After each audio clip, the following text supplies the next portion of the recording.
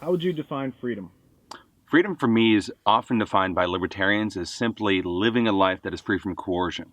Whenever I define freedom, I think more about mental liberation and mental freedom, which is free from a lot of the different kind of constraints that dogmas kind of put forward, whether that be religion, bad parenting, or the state as a whole.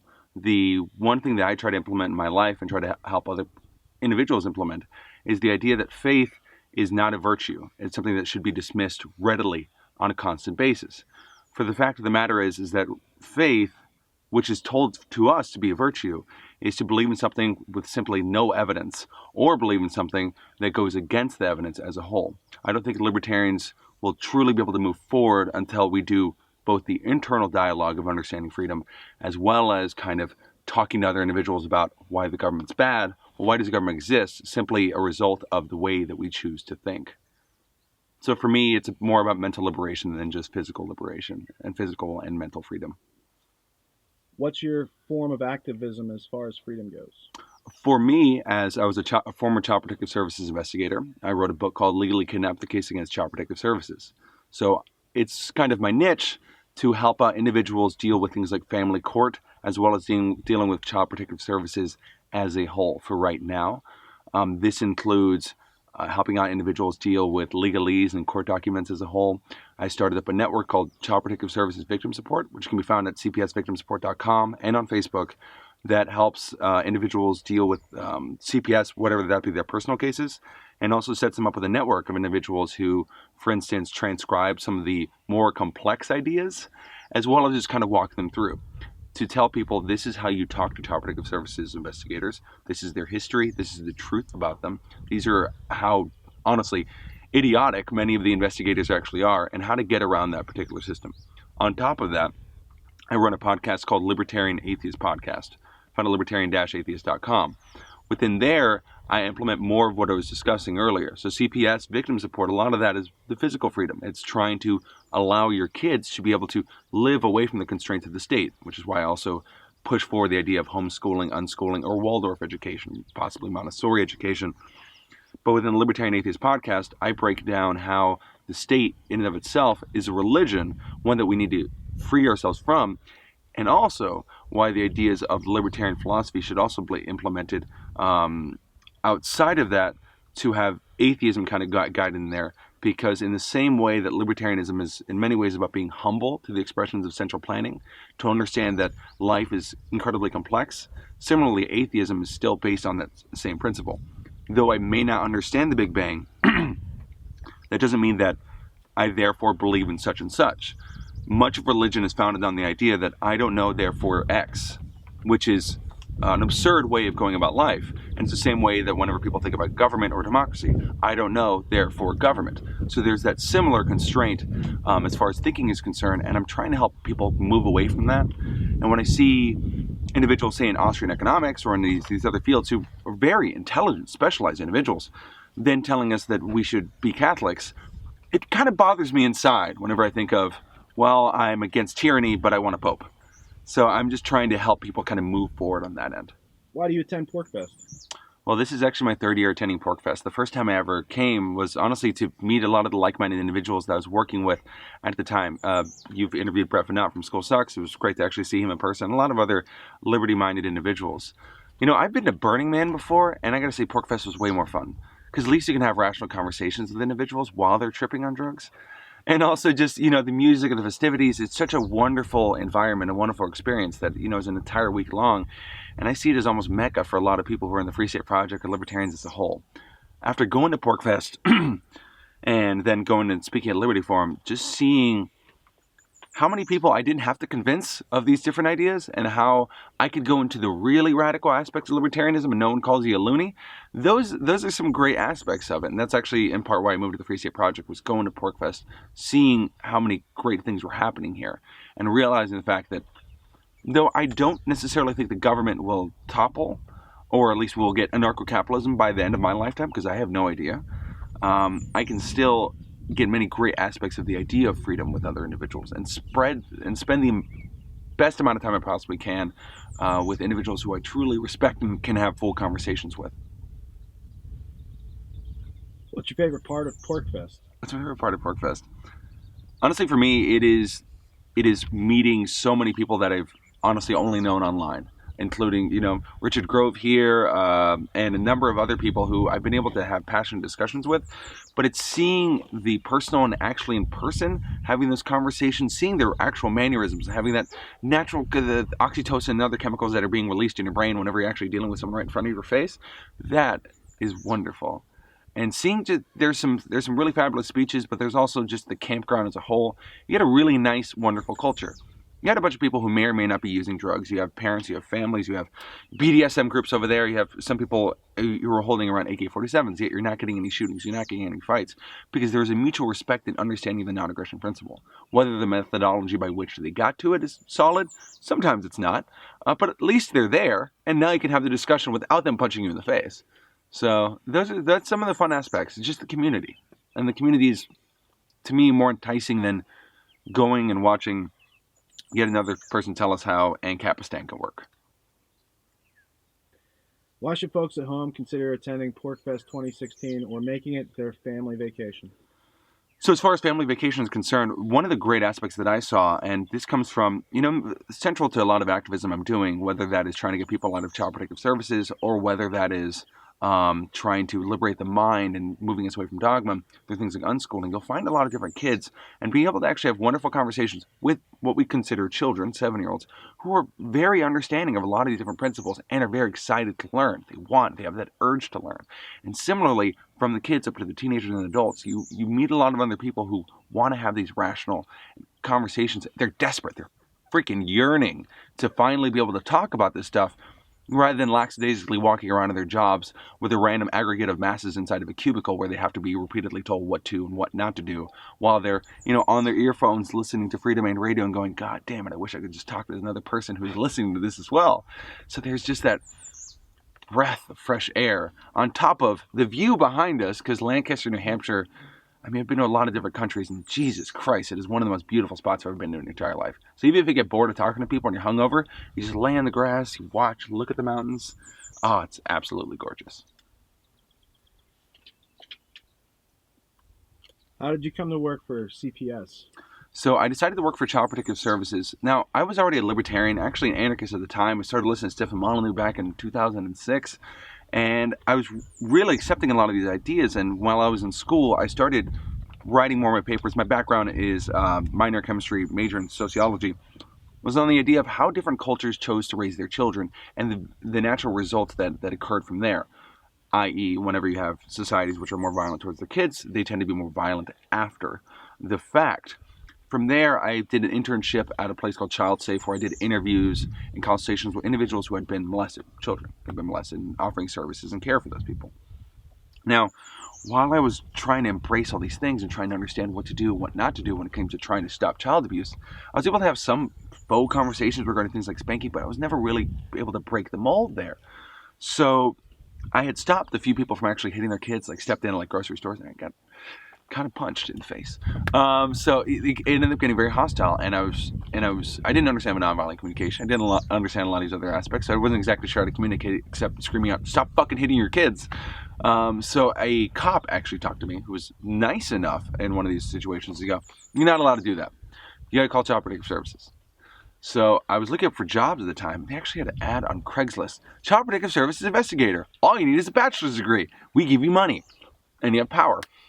So I went ahead and I applied and I turned in my application, and I was swiftly let in. We, did a little bit of paperwork and everything else to try to understand where I was coming from, and we had a wee bit of training. A few of the investigators ended the meeting. One of them had a history of jazz degree. We're talking not exactly the smartest people. I remember one time I was in lunch and someone teasing me for reading. Like, they were like, "Oh, you read." Like, I was a nerd. I was like, dude, you guys are in control of, well, in the United States right now, we have about 410,000 children in CPS care, so that's not a small amount. So after about 2 months of training, I was suddenly a full-fledged investigator who had the capability to be able to change and alter and destroy individuals' lives on a constant basis. So at first, the first case I ever had, which I write about in my book, Legally Kidnapped, actually kind of got me into the groove. I remember walking into a household that smelled of piss and shit, and there had just been a drug raid. The parents were absolutely disgusting. They were selling meth out of the house. they were actually getting the children to shit and urinate in the areas where they're keeping their drugs so that people wouldn't come in and steal them. We're talking about really bad aspects. But what I found more and more after having that passion, like, oh my God, I'm saving these children, I'm saving these individuals, I found that more and more what we're really doing was actually just a tool for the drug war, that we were pushing this agenda against things like marijuana, but okay with alcohol. That it is okay to hit your kid as long as in non-vital areas and you don't bruise them too bad. But it's not okay for your 6-year-old to ride his bike around a block. So everything we were doing, the positions we were putting ourselves into, was one, out of brute force, and two, completely unethical to the very core. Just traumatizing these individuals, and then seeing the financial incentives and kind of fleshing those out and seeing what was going on and where the money was coming from, and how, due to the 1997 Safe Family Adoption Act, due to the great Bill Clinton, foster homes are, CPS institutions are granted $4,000 to $6,000 for every single child, which was removed swiftly from a normal household to a permanent housing that is not attached to the parents. And then seeing the money that gets nested in and moved around when you're seeing that, that drove me nuts. So empathetically, I just couldn't do it anymore. So around the end of working with CPS, before I decided to quit, I started developing tools for how to talk to CPS investigators, right? Like telling parents, these are the ways that you can deal with child protective services. And as a result, that's actually when I started up kind of my CPS victim support, unknowingly, unbeknownst even to myself. I ended up quitting, and I moved around a few states. And I actually ended up coming out against Child Protective Services, being the first whistleblower against the agency, first investigator to ever work for them, and really said anything of merit. What I found with most investigators, well, the 5 or so who've ever talked out, all they ever complain about is we don't have enough money and our caseload's too big. Which, if you actually look at the numbers, they have plenty of money. And the caseloads could be hampered if you stopped the fucking drug war. If you stop making up stuff, we, the investigators, don't have to come out for bullshit charges on a constant basis. So from there, I started looking up the history of Child Protective Services, understanding how foster homes are removing and destroying these individuals' lives. From there, then, that's when I started my whole group there to try and help out people deal with this domestic terrorist cell that is ruining hundreds of thousands of children across America and ruining many, many families just based off the fear of CPS could come after me. Right. Which I try to move around and try to kind of help out people. I don't want to live in a state of fear, but I also try to go, okay, here are some smart things. Moving to the Free State Project is actually one of the best things you can do to fight CPS, because you're working with communities who are not going to be calling Child Protective Services on you for random bullshit. You also have attorneys here. You have me, who will definitely help you out if you ever have to deal with CPS. So if you build a little nest egg, a nice little community of like-minded individuals, like you have in a Free State Project or in Asheville, North Carolina, with the Blue Ridge Liberty Project, you end up being able to protect yourself in a way that is very empowering and loving and very rewarding. Were you taught by CPS to ask parents and children self-incriminating questions? Absolutely. So one of the ways that we're doing our investigations was you go into a household and you have this thing called a risk assessment. Now, parents are usually not aware of what it is we actually do. In the vast majority of our cases, we're dealing with impoverished households on a constant basis. They can't get lawyers. They don't know what the hell they're doing. And in many cases, you have houses which are run on food stamps, run on WIC and a number of other government programs. So they're used to the state being involved in their own life.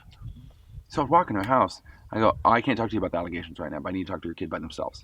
They'd let me in a fucking room by myself with this child, close the door, and I'd ask them a bunch of questions. And I record the conversation, but I can also lose the recording just in case maybe anything gets a little bit flared up, and I can just write it in my notes. From there, I go ahead and I talk to the parent. And I ask all these background questions, which are bullshit, right? Were you ever adopted? Were you ever hit as a child? All these risk assessments are actually incriminating them. Everything I'm doing is incriminating them. Did you ever use drugs? I can use the idea that this person smoked weed 5 years ago, before they even had their kid, as a parameter for being allowed to remove this child from their own household. There are such a full-fledged shit ton amount of questions that they're asking you so that you incriminate yourself for the benefit of this particular child. And when it came to children, I'm sure you know, and maybe in your audience knows about the satanic ritualistic abuse cases, 1990s with daycares. The McMartin case being the most expensive court case in history. I think OJ might have beat it out later on, but still pretty high up there. And in it, what had occurred was there was this diatribe regarding supposedly Satanists ramping around, going through schools, molesting children, and going to people's houses and molesting kids. And from there, you end up with a bunch of child protective service investigators getting training paid by, there's a book actually written on the subject, paying these people to go and get a training for dealing with Satanists.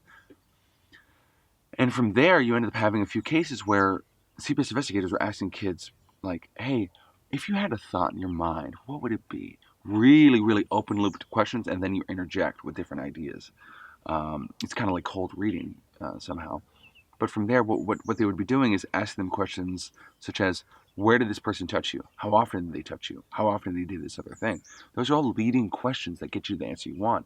And you know just as well as I know, you ask a kid a question about 3 times, they'll finally tell you whatever it is you wanted to hear, whether it's true or whether it's false, because we've evolved in a specific way to want to give these adults pleasure in a positive manner so that they continue to feed us because we're weak infants. So within the investigations, if you went ahead and actually looked into it, 1, there was never any real case of satanic ritualistic abuse occurring. And 2, if you actually look at the investigation files, there are mosquitoes in New Hampshire, although they're in Texas too. So whenever you actually look up the case files, you'll see things like kids stating that Chuck Norris rose from hell and chopped a child in half with a machete. Shit like that. Crazy, crazy, crazy stuff. So what they would do is they would edit out a lot of those different aspects while stirring in more fear into that pot and end up throwing a bunch of people in jail for things that were completely proven later to not even be occurring at all, destroying many people's lives, ruining the taxpayers' money, and people still think that shit happened, right? So you create this great moral panic, much like a witch hunt, but now a Satanist hunt, that never really was occurring, but that leading question dynamic is still being used on a constant basis. Some states are better than others. I was helping out a person in North Carolina who would spend $200,000 on the court cases, and it was for a molestation charge. So apparently the father and the mother, and this is really used a lot in family court cases. You make a sexual abuse claim, oh, you got custody. So in this particular case, within the interview, they found, and this is how I was able to help them out. They had spent $200,000. They never asked for the recording. The lawyer never asked for the recording of the actual interview. They immediately had to throw it up as the CPS investigator going, are you sure he didn't touch you? Are you sure? No, he didn't touch me. Sure he didn't touch you? No, he didn't touch me. If he were to touch you, where would he touch you when you were taking a bath and he wanted to clean you down there? He touched me on the penis. Oh, child molestation. So that leading question dynamic still is working there. Some states are trying to make it a little bit better by having third-party people who actually understand child sex abuse to do these interviews, which is better. That's where that nonprofit I worked for was. But still, even in those places, when you're dealing with risk assessments, even within Child Safe, all these nonprofits, within the risk assessments for kids, they'll ask things like, does your child ever touch themselves when they're 8 or younger? There's a lot of these different questions which are based off of absolutely nothing, right? They are based off of these old 1980s models of, well, the progressivist idea, this math equals molested.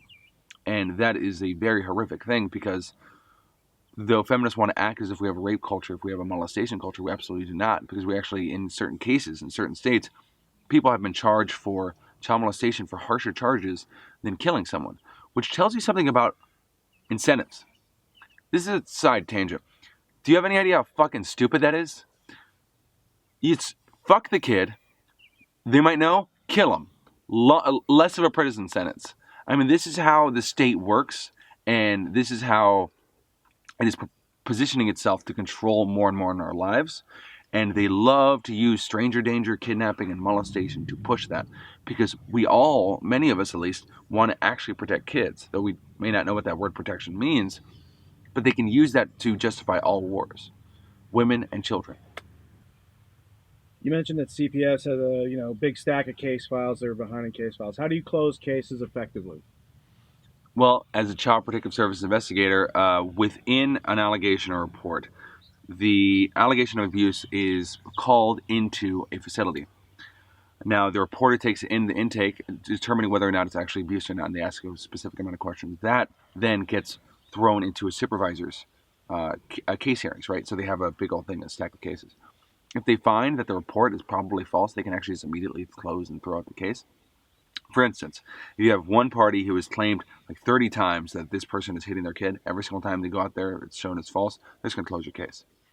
but the report can be anonymous. And in these anonymous reports, fun fact. So this is kind of a side thing, but so I said there's over 400,000 kids in Child Protective Services care right now. 80% of them are not there for physical or sexual abuse. They are there for something called negligence. And negligence can mean marijuana use by the parent. I believe in the state of Kentucky, 42% of all removals were for marijuana use. So the case file can be that the child is playing outside too much, that the child is too fat or too thin, and in some rare cases actually for physical or sexual abuse. Now from there, the case gets sent to a Child Protective Service investigator. Then the first thing that I try to do as the investigator is actually talk to the kid before you talk to the parent. Reason being is that if you talk to the parent, he might let the kid know about his rights. So what we liked hitting up was actually public schools. So during the school year, you can go in there, and because it's already a mechanism of state, you go, hey, my name's Carlos, I just want to talk to you some questions. And the teachers, just like they're mandated reporters, have to let us go to this random ass room and talk to these children who've never heard anything we've stated. From there, we talk to the child in this particular case, ask him an abundant amount of questions, starting off with rose-colored glasses questions. What's your favorite color? What do you like doing today? And then from there, trying to get some more leading questions to be able to get to the case that we want to. So, hey, whenever you get in trouble, what does your dad do? So you start asking those questions. You start kind of positioning yourself to be able to get to the truth of the matter. And in part, that's actually because of the way the report is read. You read this report, it says dad is beating the shit out of his kid. You immediately hate this dad because he's beating the shit out of his kid. So you start trying to get to the answers and making sure he's not doing anything that could signal that, oh, he might be in frustration right now. Maybe he's lying. So maybe he did, hit the kid. From there, and by the way, I should throw this out there. According to Child Protective Services, a 4-year-old is capable of consent because you ask the kid if he can consent to recording the interview. That's quite a bummer. So from there, I talk to them, then I immediately try and talk to the parent and let them know that they've been interviewed within 24 hours within at least the state of Texas. I go in there, I try to immediately get into their household. So, hi, my name is Carlos Morales. I'm a Child Protective Service investigator. I just have a few quick questions for you. You need to talk to... Yeah. No, it'll just take a sec. It's a little bit hot outside. Do you mind if I just ask you a few quick questions? I have my laptop. I want to be able to set it up. Yeah, okay. Now, as soon as I get into that house, I'm immediately zoning and looking around, right? Is there a dirty plate? Oh, that dirty little fucker. They're negligent against their kids. Is that pills? Whose pills are those? I have no idea. They might not be the kind of pills I want to give to this kid whenever I take him out of the home so they can put 7 different psychotropic drugs by the time he's 7 years old. So the pills are over here. Okay, cool. Oh, rum. Well, alcohol's usually fine. Does he smell? Ooh, I smell alcohol. Maybe he's a drunk. Okay, so I'm getting all this information as quickly as possible.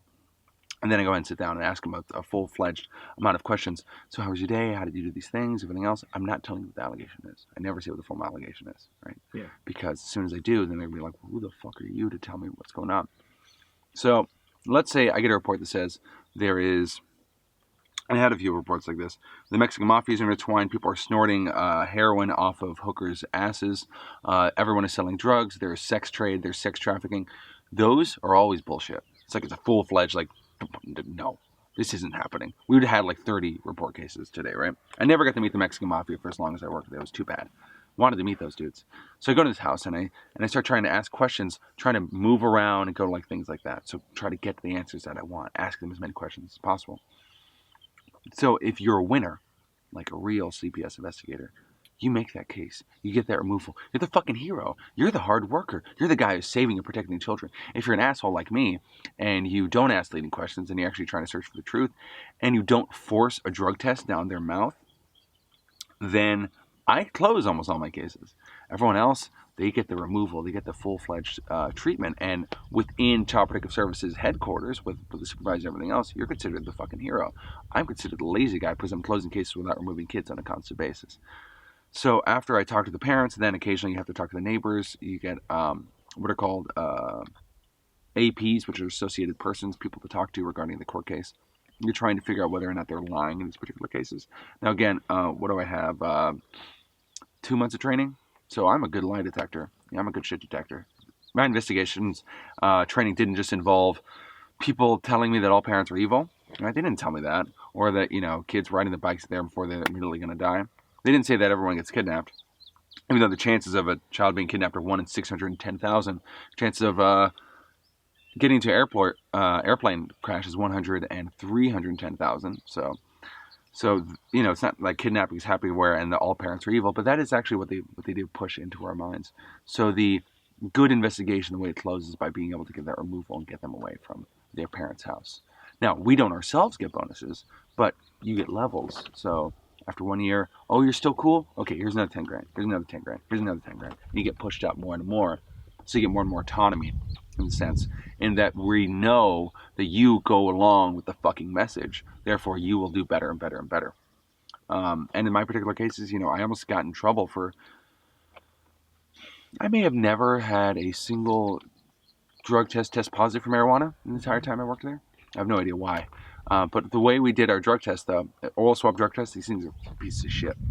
You go in there, you have this little piece of cotton that's attached to this drug test. It costs like 30 cents. Stick it in the mouth, swap it around. You end up asking them questions while they're swapping it around because you're an asshole. That's the kind of person that you are because you're an investigator. And then I pull it out and I can tell whether or not this person smoked weed or anything else. I had a person, I just tell you how shitty these tests are, why you should never do one, who told me right after I did it, he tested negative. He goes, oh, I just smoked meth. And he wasn't kidding. He just smoked meth. I was like, you're an idiot. Well, I guess you're on meth. So you're the kind of person who would tell me that right afterwards. Yeah. So even for the testing positive or negative, it's always off, right?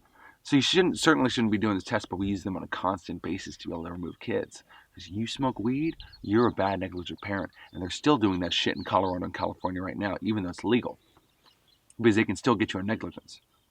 And that's the vast majority of cases. So if you want to know what it looks like whenever a good case gets closed, according to CPS, you just remove that kid, and now he's in a home where he's going to be 7 to 8 times more likely to be physically or sexually abused than if he was in a normal household. He's going to be in a home where he's 3 times more likely to be put on psychotropic medications. He's more likely to get post-traumatic stress disorder than veterans of war, and less likely to recover from it. And he's 6 times more likely to die than if he stayed in an impoverished household. Foster homes! Great job, guys. America. What's some of the worst incidences that you've observed? In which case? The most tragic.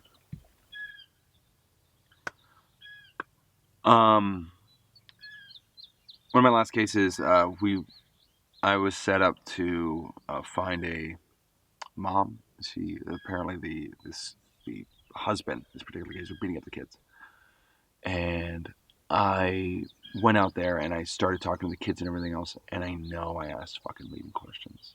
Because I spent 2.5 months trying to chase these people down, and I still feel as far as leading questions to try to get some claim of abuse coming out. So from there, we immediately wanted to get the guy out, right? Because they're hard to find, they're hard to search. So we knew he had a past felony. We went to the house and immediately found the gun in the house. Immediately threw him in jail. Told the mom, if you ever spend any time with him, because he's probably going to get on probation in a week, then we'll remove your kids forever. Stick you here in a relationship situation.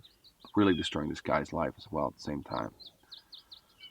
About a week later, after the removals, getting upset up and everything else, she had been apparently spending time with him, so we're about to cut off her rights. She comes back to the home. She starts talking to her kids. The guy shows up drunk. He's mad about the felony, everything else. She goes outside, smacks him in the face. We're causing a lot of distress. What he does next is not my fault. He shoots her in the chest 2 times right in front of the kids. I get a call that this had just occurred. I immediately go to the household. They were picking up the body and everything else. She immediately died. No last words, no nothing. Shot her in the lungs and chest and heart. And so I had to spend the night talking to these kids about what had happened, trying to understand how to move the kids around and everything else.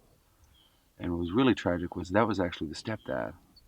We were never even told to get a hold of the real dad, because father's rights weren't really being implemented in this particular case.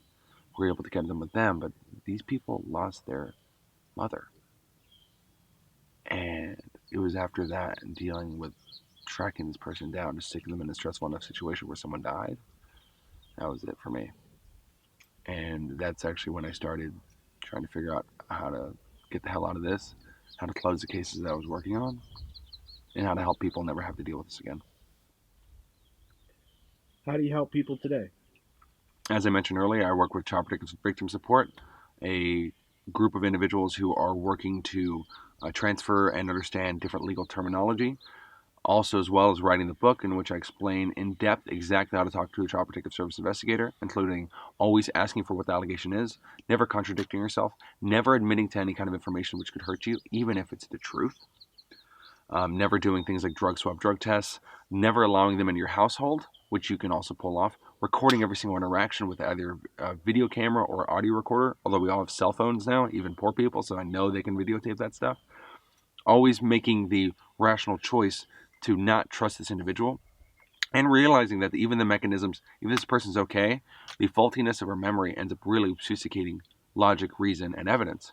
For instance, whenever I was out there, I would talk to this person, and I wasn't recording the adults, so I would just write down little key notes. And then whenever we go back to the office, I then create a narrative, which is actually what they tell, of a story of everything that was occurring at the time. Now, this can be a particular case in which an uncle stated that 2 years ago he heard Becky stating that someone else was molested. There's this thing called the telephone game, and it seems to destroy all ability to be able to prosper and understand what's actually occurring. So I see this on a constant basis. So whenever you understand the limitations of eyewitness testimony, understand the limitations of human consciousness as a whole, to be able to interpret data and what's going on, then you can actually use those tools to be able to deal with this investigator and deal with the court case by using reason and logic on top of understanding the irrationality and illogical motivations and mechanisms by which the state group is using to kind of shuttle and destroy your own life. Who's the biggest cunt of all time? Sean Hannity. Why? You know, so I don't know if we should put this in here. When I was in college, my activism started with atheist activism. Yeah. So my move was the most repulsive, like insane shit we could possibly pull off in our particular state to get as much outrage porn as we possibly could to be able to draw people in and have conversations. So one of our little activities, we called it Smut for Smut. And what we did was people turned in Holy Scripture in for pornography. And it was performance art, which is how I justify it to this day, whereby people could actually kind of contextualize what was going on in the Bible as being way, way more dismissive and terrible towards women. If you're going to call porn smut for how demeaning it is toward women and men, we're going to call your fucking terrible book smut. So we had people turn in the Bhagavad Gita, the Holy Bible, the Quran, which led to legit death threats. Man, Muslims get mad. And a number of other Christians, everything else. My basement was filled with Bibles, and I was losing all my porn. I was like, okay, here you go. And created a bit of a hubbub. And apparently they didn't have much news at the time. So we ended up getting interviewed by Tucker Carlson, who's just a cunt also. But he wasn't as bad. Although his first thing he stated was, well, you don't look like an atheist. Like, what kind of a fucking question is that? Like, that is the worst question a journalist has ever asked me. I tell Sean Hannity. So I ended up doing AM radio with Sean Hannity. I was like 18 or 19. I don't know what the hell I was doing. But I kind of knew the go-tos. I understood that I used to be a Christian. I'd read the Bible, which helped actually make me an atheist, because I was like, wow, this is crazy. Dragons? Like, this is, and it's badly written. There's contradictions everywhere. Every single point that they're making is invalid. Jesus is okay with slavery, yet libertarians call him anarchist. I mean, the whole thing is nuts. So I'm on the phone with Sean Hannity. Hey, everyone, we got this crazy guy right now who's actually stating things that the Bible leads to violence, which I just completely disagree with. I can't understand. Okay, Carlos, you're on the line right now. Why do you hate the church? I was like, well, I hate the church because it sets out demagogic principles which are there to destroy our ability to be able to contemplate what's going on earth. Now, I say that right now, as a 19-year-old, probably wasn't that clean. I was a little bit nervous. What he started doing, though, was I would start answering a question, and he would hit a mute button in between it and go, Carlos, we can't hear you. And then I'd be at the very end of my sentence, and it made me sound like a crazy person. So he's muting me while doing it. I'd rather be punched in the face than get muted on national radio. It's pure manipulation, and he knows what he's doing. He's purposely trying to make me sound like an asshole to be able to push up his numbers so that he can create his own form of outrage porn while other people are yelling at us. And the biggest tactic of all is you answer a question, they go, oh no, you're just absolutely incorrect, and I have a lot of evidence in order to be able to back that claim that you're incorrect. But first, we have our sponsor. And then they immediately switch to that, so you always sound like an asshole. So I ended up learning a lot about AM radio and how to speak, and honestly, sales, from selling the most evil message according to Christians on earth, the idea of removing faith away from your life and not, relying on some ancient text written by weird Canaanites and Jews meant to control you, and letting them know that, life's pretty cool and we don't have to believe in bullshit. Selling that idea to Catholics in San Antonio, you learn a lot about sales. After that, you could sell anything. Because really, people actually want to buy things from you. No one was wanting to buy anything from you at that time. So I learned a lot about activism, though, doing that and trying to do different, ridiculous things. And also learn how to debate different individuals.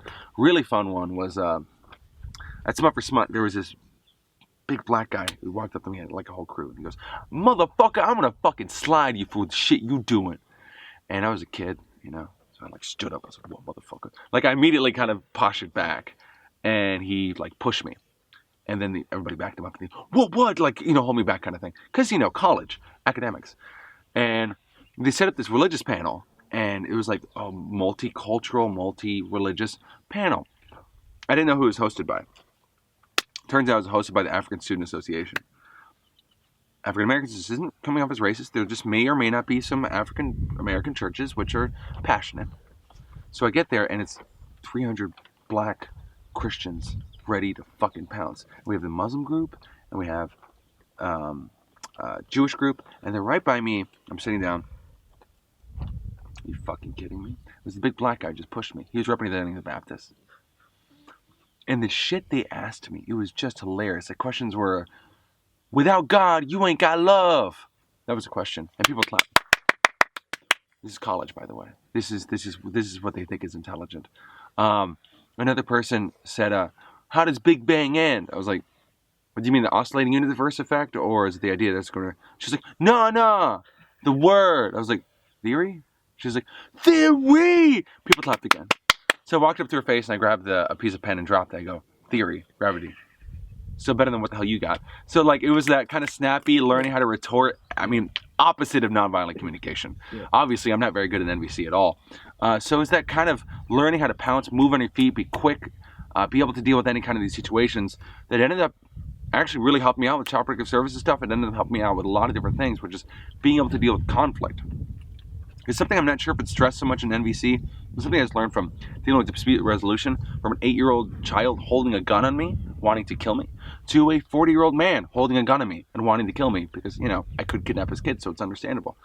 Was whenever someone is confronting you, realize that they're projecting a human being which does not exist, that they wanted to create for themselves so that they could have something to project their own rage and hatred on. Mm-hmm. So they project that on you. And if you can remove yourself from the situation to recognize that fact, one, you don't take it personally, and two, you can reply in a rational, reasonable, and non-emotional manner to be able to move forward. Because God knows yelling back at a person with a gun is probably the worst thing you could possibly do. So trying to comfort and be empathetic in those particular situations. And I had to learn that as well when I was doing the atheist activism or my libertarianism activism. It's because I found that atheist libertarians, similarly, many of them were adopting new ideas or trying to learn things just so they could shame people for being stupid. And I was trying to come from an empathetic point of view, which is, I don't like to use the word sheeple, because if anyone ever called me sheeple when I was 15, I would have felt like shit and told her to go fuck your mother. Realize the fact that I used to buy into this crazy ass dogma. I liked Howard Dean when I was 15. Thought the Catholic Church was great. I did evangelical life teen stuff for the Catholic Church. I was a fucking pusher of faith. And so recognizing that fact and recognizing that many times the reason why we're yelling at these people for what they believe is because we're yelling at ourselves for ever believing that and projecting our own child onto them, the idea of our inner child onto them, so that we can shame them and lambaste them for ever believing the things that they did at the time. So it's that kind of conflict resolution, it's that kind of trying to understand, which is exactly the opposite of what Sean Hannity always does. So that's how I tied it around. See, not like a little candle. Last question. How would you define outrage porn? Outrage porn to me is purposely creating material just so you can in part get the response, but it's worse in journalism right now, which is, I believe wholeheartedly, the Huffington Post, Salon.com make all of their money off of libertarians sharing their articles for being shitty. They make purposely bad articles, no real arguments, on purpose. They just call people stupid heads. Just so people will share it, like Robert Murphy will share this thing. It's like, look at all the things that are stupid with this. So this is how you make your money, because they make money off clicks, not subscriptions. So They make the money off the clicks. Then another person writes an expose explaining why they're wrong, Libertarian Republic, who makes their own money off of outrage porn. And Lou Rockwell then writes another article stating that why both sides are wrong. So you just had 3 new channels of revenue. 3 different times you got to get dumber by reading this stupid shit. And in all those cases, none of that ever needed to happen, but we have this rapid share mentality, rapidly trying to connect with stimuli on a constant basis to things that we can feel mad at. Because aggravation and anger are the first emotions we get whenever we get a new idea. So they can rely and work upon our anger and our resentment in order to get more hits. And it's amazing to me how no one seems to realize that the only way to shut this stuff down is by boycotting it. And not reading articles that say top 10 reasons why anarchists are stupid. Read an essay, something written that isn't in a numbered list, to figure out if you actually want to figure out something. Because guess what? One paragraph on each one probably is going to help you. That's why I say boycott Libertarian Republic. Yeah. Fuck Austin Peterson. He's an asshole. I hate the fact that libertarians are now doing this too.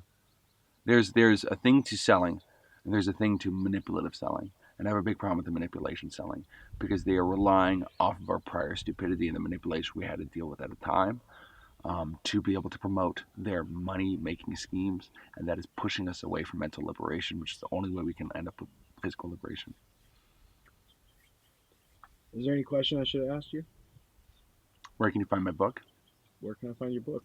You can find my book right now on Amazon if you look up Legally Kidnapped, the Case Against Child Protective Services, or you can simply go to legallykidnapped.net. From there, you'll also have centers where it has CPS victim support, so you can find that off link. You can also get contact information regarding me, in regards to my other podcast, Libertarian Atheist Podcast. You can find that at libertarian-atheist.com. Thank you very much for having me on, man. Rock on, dude. Yeah. Thank you for sitting there in the shade. Mm.